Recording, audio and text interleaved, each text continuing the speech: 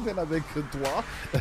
De toutes les façons, autour de ce sujet, nous nous intéressons donc à cette actualité.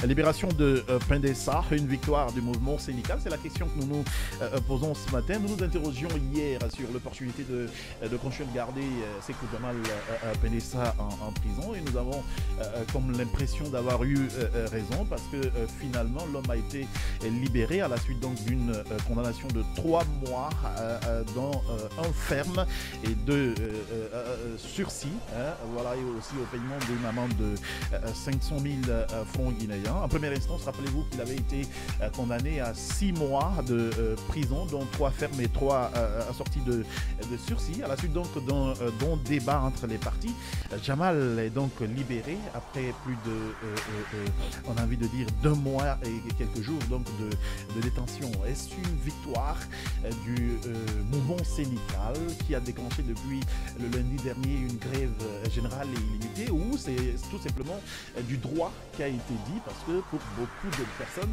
pour beaucoup d'observateurs, c'était un dossier assez vite. Ça m'ouvre des brèches. Il y a le premier qui consiste, la première je vais dire, qui consiste à dire, et que les Ivoiriens disent souvent tout ça pour ça. C'est-à-dire qu'on aura fait assez de choses pour finalement aboutir à rien, ce qui est du côté du gouvernement, et aussi une victoire alléchante du mouvement syndical, et qui en tout cas n'a ménagé aucun effort pour faire respecter les droits de M. Jamal Pendessa, un de leurs camarades. Et donc on s'attendait finalement à cela, mais bien avant cela, il faut s'interroger d'abord sur la procédure, n'est-ce pas, pour comprendre effectivement tout ce qui s'est passé dans cette situation ici.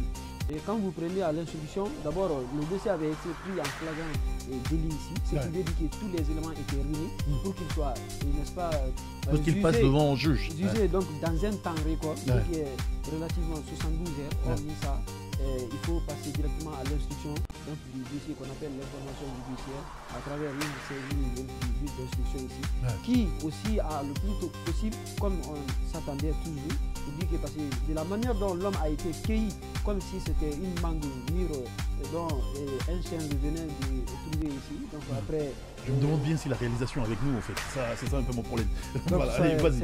C'est là. Après tout, il a été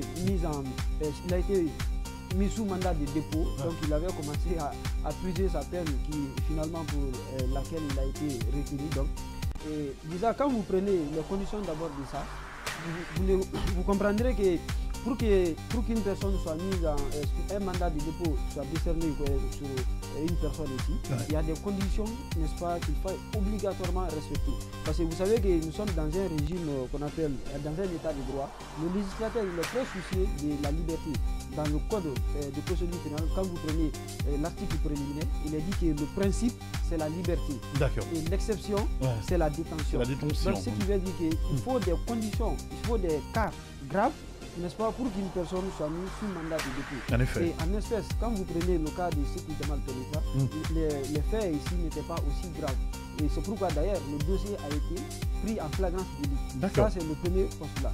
Quand vous prenez également aussi les dispositions des articles 235 ici, pour revenir, n'est-ce pas, à notre hypothèse, on dit que la détention provisoire ne peut être ordonnée ou prolongée que s'il est démontré au regard des éléments précis et circonstanciés résultant de la procédure, de la gravité des faits reprochés à la personne inculpée et de la complexité des investigations nécessaires. D'accord. C'est-à-dire qu'il faudrait que les faits soient graves, de tels graves qu'il faut obligatoirement mettre la personne en détention. Pour que la complexité, donc la procédure d'enquête est aussi complexe. Ensuite, que les faits doivent être précis et circonstanciés. Voilà. Donc vous comprendrez ici que dans le cas de Jamal, aucun de ces faits-là n'était là. Mais en effet, c'est une personne qui ne pouvait pas se dérober à la justice et il n'était pas en mesure non seulement d'ailleurs de faire obstruction à l'enquête. Ce n'était pas possible ici. À partir du moment où il était en face avec l'État. Et surtout, quand vous avez écouté d'ailleurs l'intervention de Ousmane Gawal sur son cas, il n'a pas eu mal, il n'a pas fait de cadeaux à Sékou Jamal. Il a même qualifié d'un individu qui ne serait aujourd'hui sans profession. Parce que ce n'est pas un journaliste. Donc moi, après cette sortie d'Ousmane Gawal, je m'étais dit que tout était fini, tout est balisé pour que le juge entre en condamnation. C'est pourquoi à l'instant j'avais dit qu'il faut voir le pouvoir change. Justement, et étant donné que lui-même il a subi cela et il devrait apprendre ça pour une leçon donc pour les autres et se battre pour que des citoyens ne se retrouvent plus dans la même situation que lui il a connu ici. Maintenant en appel, quand vous regardez aussi en instance, les avocats ont fustigé notamment la décision qui a été rendue. Il y a une décision qui a été mal lue d'après certaines petites parties que nous avons qu'on appelle lues à travers les reportages des uns et des autres ici. L'avocat il a dit que le juge avait du mal à lire la décision. C'est pour dire que c'était quelque chose que lui-même n'aurait pas écrit. D'accord. C'est peut-être on ne sait pas à qui il a finalement donné cela. D'accord. Ça reste à prouver. Donc on lui aurait dicté des choses. Des choses. Et aussi passer. Le monsieur parce que ça se dit qu'il a été condamné pour ce pourquoi il n'avait pas été justement, envoyé. Ce qui voudrait dire que dans l'appel, quand vous relevez appel, il y a ce qu'on appelle les motifs de l'appel. C'est-à-dire pourquoi vous interjetez appel contre la décision ici. Et ils ont estimé que le monsieur n'avait pas été entendu sur des faits pour lesquels il a été condamné, ou disons l'infraction pour laquelle il a été condamné ici. C'est vrai. Donc ce qui veut dire que c'était un motif réel pour la cour d'infirmer donc la condamnation ici. Mais la cour ne pouvait pas faire cela puisque c'est l'État qui est en présence ici, c'est l'État qui poursuit, c'est l'État qui a estimé qu'il y a eu infraction ici, c'est le ministère public ici. Donc il faut laver ce qu'on appelle ici la face de l'État. C'est pourquoi il a été aussi condamné ici, n'est-ce pas, au temps mis. Le temps mis, c'est-à-dire le temps qu'il a fait en détention ici. Ça pourquoi c'est pour éviter qu'il se retourne encore contre l'État. Donc pour ce qu'on appelle le fonctionnement effectué du service public, donc de la justice ici. C'est pourquoi il a été condamné. On a voulu en quelque sorte laver l'image de la justice. Justement, c'est laver l'image de la justice. Et parce que le parquet aussi, il faut le responsable ici, mais il pouvait se retourner contre l'État. Et puisqu'il est désormais condamné pour ça, pour ces infractions ici, il ne peut pas l'obtenir, sauf si, puisqu'il y a un pouvoir qui est désormais exercé par son avocat ici, sauf si la cour de cassation qu'on appelle ici la Cour suprême ici, arrivait à confirmer ce qu'on appelle ici donc la décision de la Cour d'appel. Donc l'arrêt de la Cour d'appel ici. Super. Mais au bout de tout, ce qu'il faut comprendre ici, que le gouvernement pouvait, n'est-ce pas, essayer d'éviter cette crise ici, ne serait-ce que parce que quand vous prenez les dispositions du Code de procédure pénale, on dit que la mise en liberté peut être demandée en toute étape de la procédure. Ce qui veut dire que, mais quand bien même qu'il soit mis sous mandat de dépôt à la maison centrale ici, il suffisait juste que le parquet ou bien que le ministère, je vais parler ici, donc, le ministère public, ou soit les avocats donc, de la défense ici, écrivent, demandent, ils se font face à ce qu'on appelle une requête donc, au fin de la mise en liberté. Ce qui a été fait à un moment donné, justement, sauf que ça n'a pas été écouté, tout simplement parce qu'à l'époque on était plutôt motivé à garder l'homme, à le réduire au silence. Justement, donc à le réduire au silence. Alors qu'il pouvait passer par cela et en même temps continuer la procédure. Il pouvait être condamné parce qu'il comparaissait libre, ce qui veut dire qu'il n'est pas en détention, en attendant que la procédure peut-être et continuer à exercer leurs droits. Et s'il est sous contrôle judiciaire, il va sans dire qu'il ne peut plus exercer. C'est-à-dire que sa liberté est désormais restreinte. Il ne peut plus faire des interventions, il ne peut plus faire ses actions ici. Donc, mais vous savez que le crime est toujours imparfait. Donc, celui qui commet ne remplit pas, il ne met pas les bouchées doubles pour éviter ce qu'on appelle ici donc des failles ici. Donc c'est pourquoi finalement le résultat a été nul, a été non concluant pour le gouvernement de la République de Guinée, dans la mesure où nous avons perdu encore des vies. Il y a eu des étudiants. Oui, en effet, justement, on va parler de tout ça dans pas longtemps, parce que il a fallu des conséquences pour que pour en arriver ici. Les activités économiques ont été paralysées. En effet, le port autonome a été paralysé. Le service public a été paralysé. Même les mosquées étaient vides à Kaloum quand vous partiez là-bas. On va revenir sur les conséquences, si tu permets. Le temps pour moi de prendre l'avis de Simon Pierre autour donc de soit cette victoire du mouvement syndical qui, encore une fois, rappelons-le, est en train de coincer le gouvernement depuis j'ai pas envie de dire le gouvernement parce que de toute façon il n'y avait pas de gouvernement, il était déjà dissous, mais le pouvoir depuis les autorités, donc j'y arrive depuis le lundi 26 février. Est-ce que tu penses que c'est plutôt ce coup de force qui a marché et où encore c'est tout simplement du droit qui a été dit par les hommes en robe? Alors je pense que ce n'est pas une victoire totale parce qu'il y a lorsque vous prenez dans les réclamations, il y a plusieurs points. Pour le moment, ça reste une victoire quand même. Même si c'est partiel. C'était la condition sine Il y a qua non déjà, pour il y a venir à la déjà, il y a table de déjà deux négociation. acquis. Non, Je te comprends, je te vois venir. Voilà. Je te vois venir, mais il y a déjà deux acquis. On a dit qu'il faut libérer Internet aujourd'hui, Internet est libre. Il faut libérer Pendessa, Pendessa est libre. Donc ça reste une victoire. Même si c'est partiel. Totale. Je suis d'accord avec toi. Maintenant, par rapport à la situation de Pendessa, le droit n'a pas été dit. Moi, je fais ma propre lecture parce que j'ose croire que j'ai aussi suivi quelques cours de droit et que je ne suis pas le seul à le dire. Il y a beaucoup de personnes qui le disent. On est dans une situation où on vous dit qu'on a condamné quelqu'un pour des faits pour lesquels il n'était pas poursuivi. En effet. Vous allez en appel, la cour d'appel dit, nous aussi on le condamne à 3 mois. Et ça, c'est pas nous qui le disons, hein, c'est plutôt ces avocats là. Et puis 2 mois de sursis. Mais on est dans un état où depuis quelques années auparavant, on est en train de dire que la justice est instrumentalisée. Ou peut-être, si l'on ne dit pas, je crois que quand même les magistrats qui sont là-bas ont reçu une formation. On sont passés par, comment on appelle ça, le centre de formation judiciaire. Ils ont suivi des renforcements de capacité. Ils sont allés dans des colloques à l'étranger, ils sont revenus. Ils lisent au quotidien. Est-ce que tous ces juges-là, en première instance et en appel, peuvent me dire qu'on doit condamner quelqu'un qui n'est pas poursuivi pour certains faits, c'est-à-dire on le condamne pour les faits pour lesquels il n'est pas poursuivi. Je pense que c'est basique et que ça ne devrait pas le faire. Maintenant, après, l'autre inquiétude, c'est que vous ne pouvez pas vous contenter du simple fait de dire « Ah non, il est en liberté, donc on va se limiter là. » Non, parce que c'est une question de casier judiciaire. On ne sait pas aujourd'hui les ambitions politiques de l'homme. On ne sait pas, parce qu'il y a des droits civiques et politiques quelque part. Est-ce que ces peines-là, si bien que ce n'est pas des peines criminelles, mais il y a aussi des peines afflictives et infamantes. Dans le cadre criminel, lui peut-être aujourd'hui c'est un délit, mais tout reste à croire que son casier judiciaire est sali déjà. En effet. Donc quelque part, on ne peut pas se limiter en appel, c'est pourquoi son avocat... Et donc on peut comprendre justement le pourvoi en cassation. Le pourvoi en cassation pour effectivement annuler, casser l'arrêt de la cour d'appel. Donc voici une première lecture. Maintenant l'autre chose, on parle de mouvement syndical qui baisse le ton et qui revient à négociation. Ça au moins... Écoute, on va parler juste après le tour d'horizon de Djonka, si tu permets. On va parler de la position actuelle. Non, je te pas, c'est vrai, frère.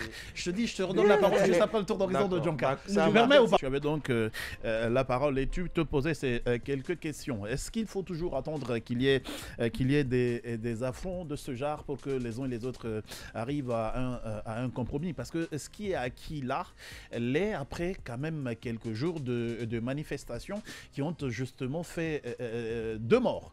C'est justement le malheur lorsque vous êtes dans un état qui n'est pas soucieux du calvaire que vit la population au quotidien.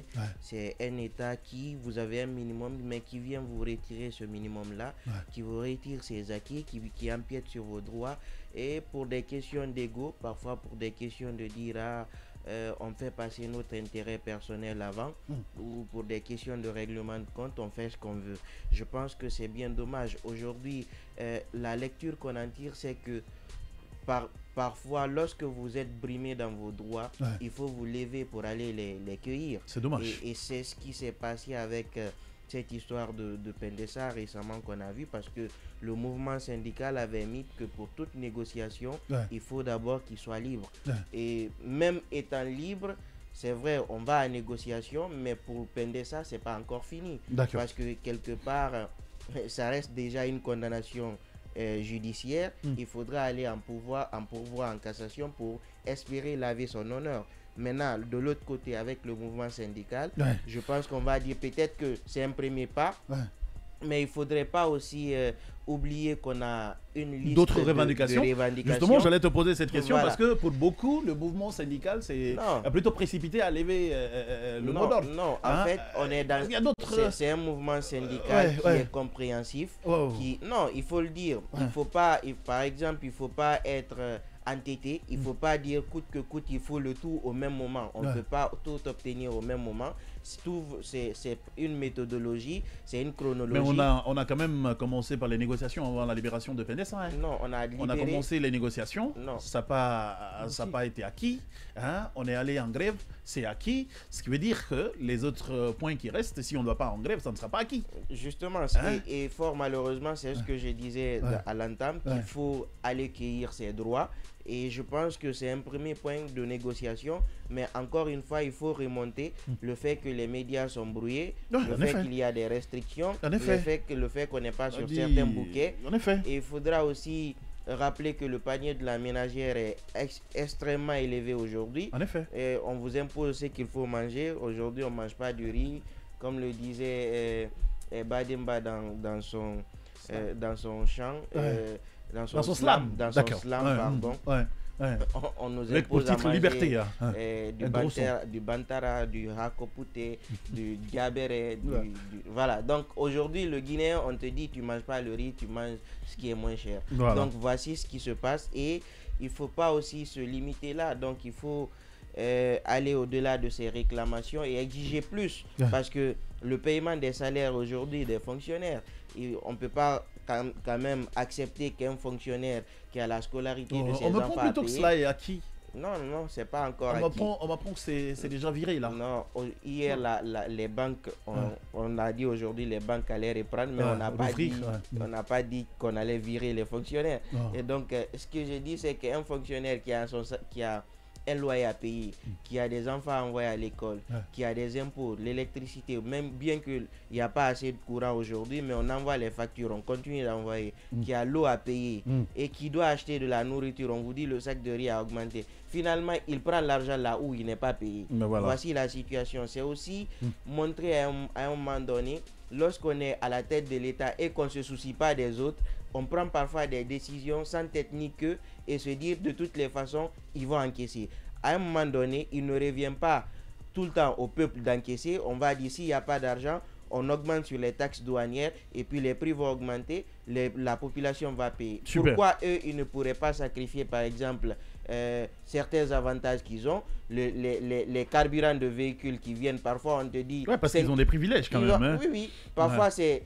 On gonfle le prix pour le carburant. Il y a même dans certains services, je te dis, ça j'ai reçu ça d'un tuyau. Je vous dis, dans certains services,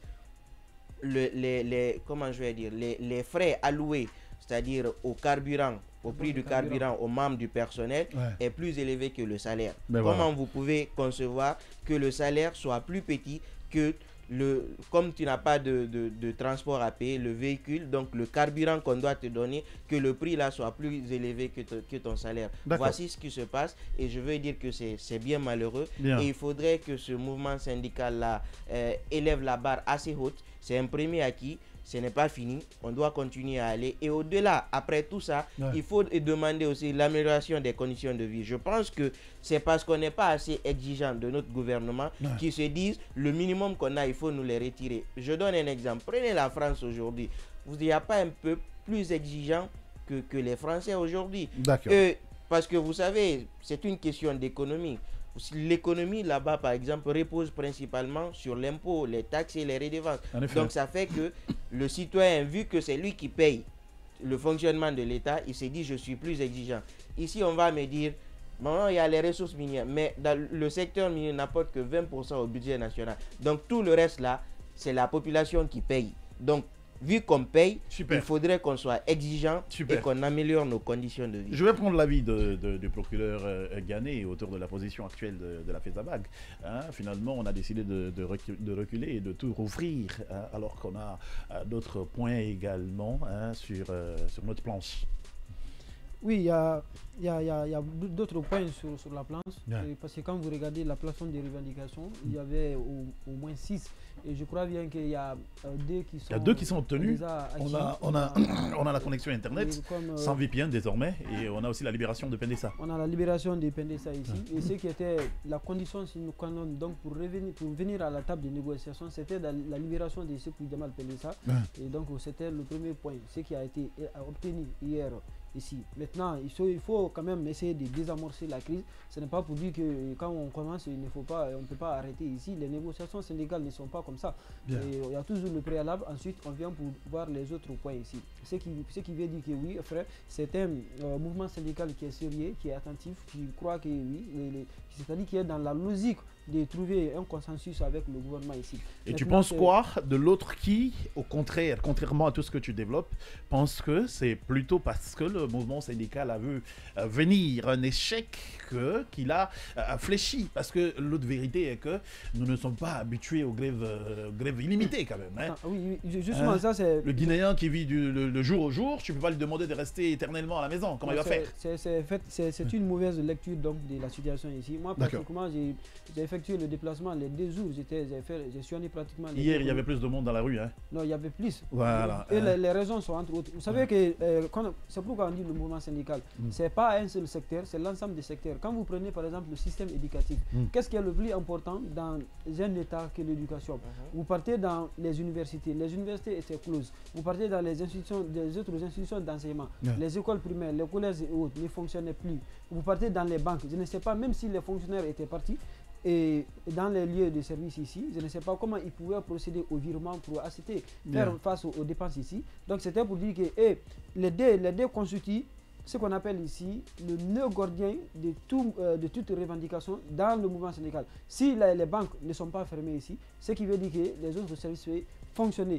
Si un père de famille, même si vous partez dans votre service ici, vous avez votre idée, votre pensée sur votre enfant qui peut-être ne peut pas se retrouver dans la même situation que toi aujourd'hui. Donc ça fait que ça vous met mal à l'aise dans le service et l'efficacité va être anéantie. Super. Donc il y a assez de choses par rapport à ça. Et même quand vous partez au port autonome, habituellement, le point, la nouvelle entrée du port avant le lac Basikolo, quand vous regardez là-bas, vous pouvez faire des minutes, voir les camions, n'est-ce pas, comment on appelle, passer. Bien. Hier, ce n'était pas cela. Super. Donc moi, je crois bien que ne serait-ce que les 2 secteurs seulement, et toute la vie de la nation était en phase aujourd'hui d'être brouillée. Ça marche. reste quand même une évidence. Donc je ne pense pas que c'était cela ici. Le syndicat avait dit que la condition indispensable, sine qua non, pour que nous venions à la table de négociation ici, il faut d'abord libérer. Voilà. Ensuite, on reviendra sur les autres points. Et c'est désormais acquis. C'était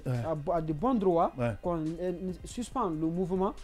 On n'a pas dit lever, on a dit suspendu. Ce qui veut dire qu'on continue à la négociation. Si rien n'est pas acquis, un consensus, on va revenir encore sur la marche pour continuer la grève. Ce qui est normal et c'est partout dans le monde entier que ça se passe comme ça. Merci.